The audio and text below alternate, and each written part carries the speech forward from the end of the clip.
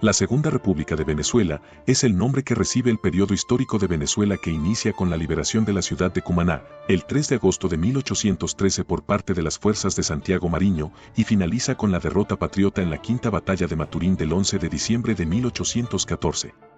Esta es la etapa más sanguinaria de la Guerra de Independencia. Tras la caída de la Primera República, un grupo de 45 patriotas dirigidos por Santiago Mariño se exilian en Trinidad y el 11 de enero de 1813 se reúnen en la hacienda de Concepción Mariño, la hermana de Santiago Mariño, en la isla Chacachacare, para determinar las acciones a tomar para el restablecimiento de la República en Venezuela. En ella, firman un acta, conocida posteriormente como Acta de Chacachacare, en la que designan a Santiago Mariño como comandante de una expedición para restablecer la República. Las tropas patriotas desembarcan en la madrugada del 14 de enero de 1813 en la península de Paria, para tomar la ciudad de Güiria.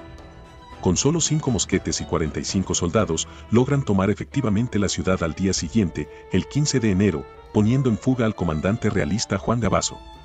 Santiago Mariño se referiría a este suceso en una proclama escrita junto a su compañero Juan Bautista Videau, de la siguiente manera: tuvimos el día 13 la gloria, con solo 5 mosquetes y un puñado de hombres, de tomar 10 cañones y toda Güiria, poniendo en vergonzosa fuga a su excomandante Gabazo.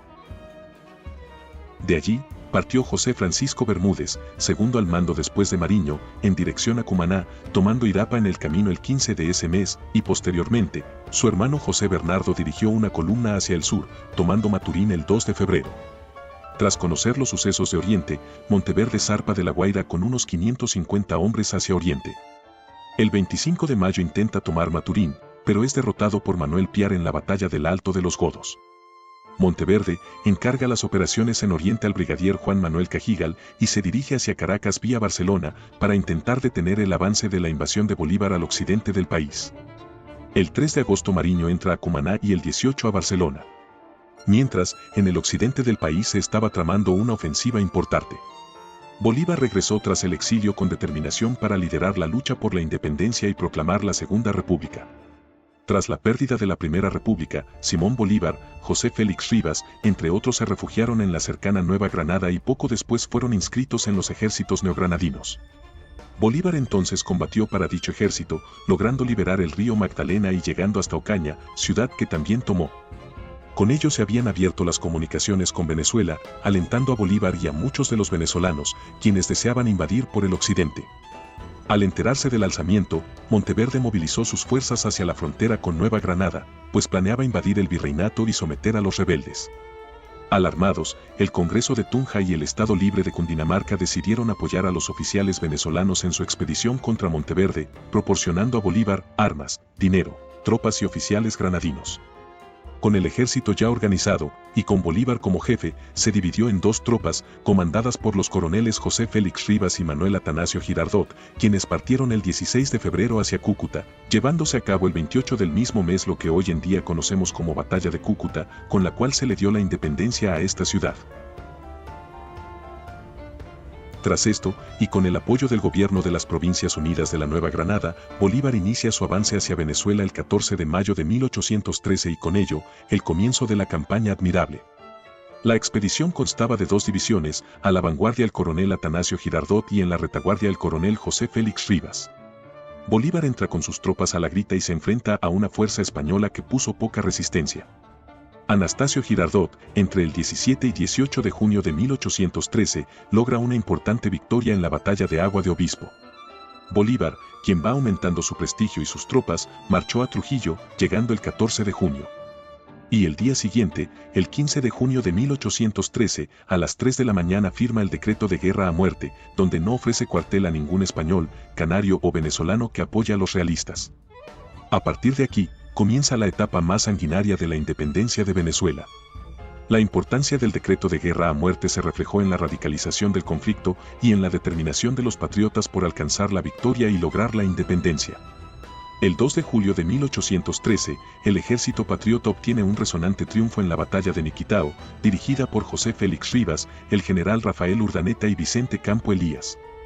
Las posteriores batallas de los Horcones, ocurrida el 22 de julio de 1813, en la que participaron los generales Jacinto Lara y Florencio Jiménez, y la batalla de Taguanes, ocurrida el 31 de julio de 1813 y dirigida por el mismo Bolívar, aseguran el camino a Caracas, donde Bolívar entra triunfante el 6 de agosto de 1813, fecha en la que se concluye oficialmente la campaña Admirable.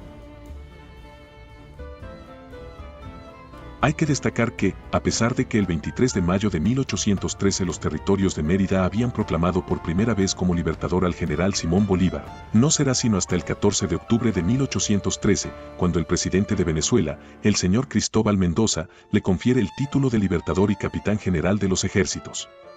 Posteriormente, con la campaña del Centro de 1814, Bolívar avanza desde Valencia hacia Caracas. En febrero de 1814 se libró la Batalla de la Victoria, donde las fuerzas independentistas lideradas por José Félix Rivas lograron una importante victoria sobre las tropas realistas, y es recordada en Venezuela con la conmemoración del Día de la Juventud, el 12 de febrero. Mientras los independentistas celebraban victorias en la campaña del Centro, aparece en escena un caudillo despiadado llamado José Tomás Boves a partir de febrero de 1814. Fue un líder realista conocido por su ferocidad y astucia militar. Organizó una fuerza compuesta principalmente por llaneros y esclavos que reclutó, aduciendo que Bolívar y los demás iban a crear una república para los blancos, y que el rey de España Fernando VII había prometido la libertad de los esclavos. Estos grupos, conocidos por su destreza en la caballería y su falta de escrúpulos en la guerra, se convirtieron en la vanguardia de las fuerzas realistas bajo el mando de Boves. Boves adoptó tácticas extremadamente brutales para infundir terror y debilitar la moral de los patriotas. Una de sus estrategias más temidas era el uso de lanzas, armas largas y letales que utilizaba su caballería con gran destreza y ferocidad en combate. Además, Boves no vacilaba en ejecutar sumariamente a prisioneros independentistas, mostrando así su determinación implacable y su crueldad como líder militar. Durante la campaña de Boves, los realistas obtuvieron una serie de victorias significativas contra los independentistas. Boves arrinconó a los patriotas en Oriente, Atanasio Girardot murió en la batalla de Bárbula y Antonio Ricaurte en la batalla de San Mateo defendiendo sus plazas, pero era evidente que la Segunda República estaba condenada.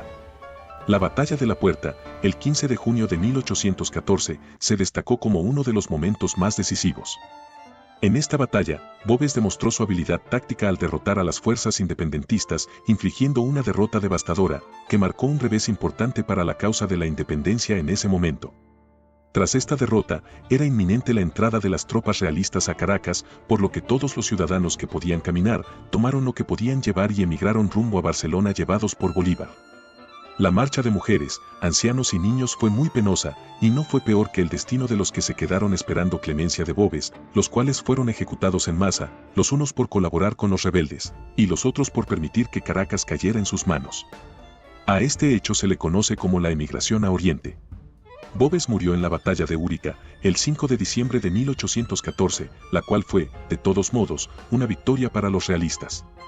Con lo que se conoce como la Quinta Batalla de Maturín, librada el 11 de diciembre de 1814, y en la cual fueron derrotados los patriotas, es considerada el fin de la Segunda República de Venezuela. Después de la caída de la Segunda República, las consecuencias fueron significativas y marcaron la consolidación del dominio realista en Venezuela.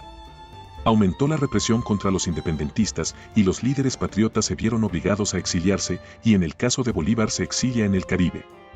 Debemos destacar que no todos los patriotas tuvieron la suerte de poderse exiliar o huir, como fue el caso del general José Félix Rivas, quien intentó huir, pero fue traicionado por un esclavo llamado Concepción González, y posteriormente capturado en los alrededores de Valle de la Pascua. El 31 de enero de 1815, sometido a numerosas vejaciones por parte de sus captores, fue fusilado a los 39 años en la Plaza Mayor de Tucupido, Estado Guárico. Su cuerpo fue desmembrado y su cabeza fue enviada a Caracas, donde las autoridades realistas la frieron en aceite y la colocaron en exhibición dentro de una pequeña jaula para desalentar a los patriotas, en el sitio conocido como la Puerta de Caracas. ¿Qué te ha parecido el video? ¿Qué aspecto de la Segunda República de Venezuela te pareció más intrigante? ¿Tienes alguna pregunta o acotación? Por favor, déjalo en la sección de comentarios. Además, si deseas estar al tanto de futuros videos, te animo a suscribirte al canal y ver los demás videos que se encuentran en el mismo. Además, si te ha gustado, agradecería tu like y que lo compartieras. Hasta la próxima amigos, y que la curiosidad los siga incitando a aprender cosas nuevas.